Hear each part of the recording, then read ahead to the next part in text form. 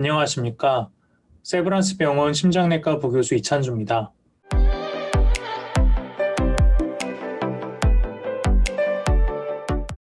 오늘 제가 말씀드릴 내용은 검진 LDL 콜레스테롤 이상 이렇게 치료하자라는 내용입니다. 진료를 보시게 되면 검진에서 혈중 콜레스테롤 수치가 높습니다. 또는 이상지질혈증이 있습니다. 라고 이야기를 들으시고 내원하시는 분들을 많이 만나게 되실 겁니다. 고지혈증 또는 고콜레스테롤 혈증이라고 하는 것은 말 그대로 총 콜레스테롤이 일정 수준 이상인 경우로 정의를 할 수 있습니다. 그러나 혈중 지질은 LDL 콜레스테롤, 중성지방, HDL 콜레스테롤 등 여러 형태로 이루어져 있습니다. 각각의 지질은 높거나 낮은 경우 건강에 좋지 않은 영향을 줍니다. 따라서 혈중 지질의 일부가 적정 수준을 벗어나는 경우를 통칭하여 이상지질혈증이라고 합니다. 이상지질혈증, 고지혈증은 동맥경화증을 일으키는 주요 원인입니다. 이 그림은 동맥경화의 자연경과를 보여주는 그림인데요. 염증세포가 혈중에 LDL 콜레스테롤을 섭취하면서 혈관벽에 침투를 하게 되며 이것이 계속 진행하게 되면 혈관벽에 점점 쌓이면서 동맥경화가 진행을 합니다.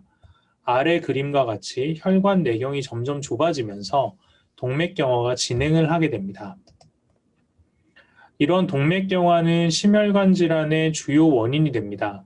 동맥경화로 인해서 관상동맥의 혈관 내경이 좁아지면 혈류가 줄어들게 됩니다.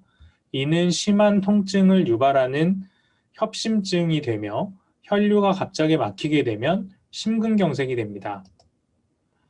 관상동맥 질환의 발생과 LDL 콜레스테롤은 밀접한 관련성을 보입니다. 보시다시피 남녀 모두 LDL 콜레스테롤 수치가 올라가게 되면 관상동맥 질환의 발생률이 증가하게 됩니다. 혈중 LDL 콜레스테롤은 태어나면서부터 동맥경화의 발생과 진행에 관여를 합니다. 관상동맥 질환이 발생하는데 누적 LDL 콜레스테롤 총량이라고 하는 개념이 중요한데 일정 수준 이상의 LDL 콜레스테롤 총량을 넘어서게 되면 관상동맥 질환이 발생을 하게 됩니다. 혈중 LDL 콜레스테롤 수치가 높으면 이 그림에서는 기울기가 높아지게 되는 걸 의미하는데 그만큼 누적 총량에 빨리 도달하기 때문에 관상동맥 질환이 더 빨리, 더 이른 나이에 더 많이 발생할 수 있다는 것을 뜻합니다. 요약을 해서 말씀을 드리면 동맥경화증은 심혈관 질환을 일으키는 주요 원인이 되고 LDL 콜레스테롤은 동맥경화증의 발생과 진행의 주요 인자입니다.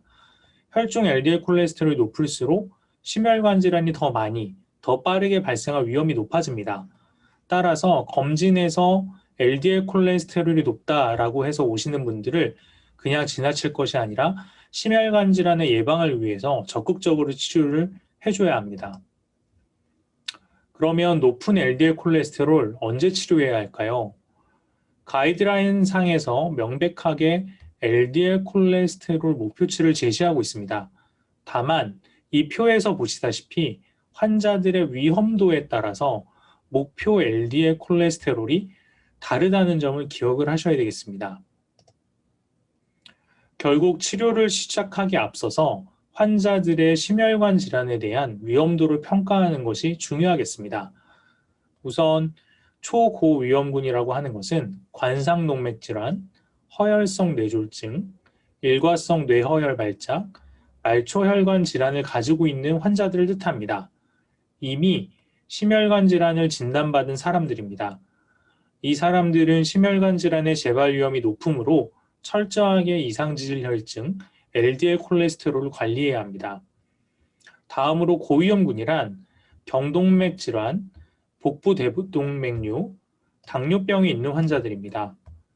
경동맥 질환은 단순히 경동맥 초음파상에서 동맥경화반이 발견된 경우 정도가 아닌 50%가 넘는 경동맥 협착을 가진 경우를 의미를 합니다. 복부 대동맥류 역시 증상은 없지만 동맥경화로 인해서 진행하는 질환이므로 고위험군에 포함이 되어 있습니다. 그리고 당뇨병의 경우도 심혈관 질환과 밀접한 관련을 가지고 있는 만성 질환입니다. 따라서 당뇨병을 가진 경우 관상동맥 질환을 가진 것과 거의 동일한 위험 인자로 봐야 한다는 의견이 있을 정도로 고위험 인자로 분류가 됩니다.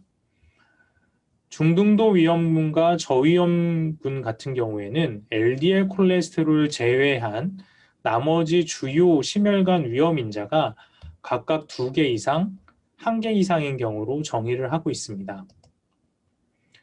주요 위험 인자는 어떤 것들이 있을까요?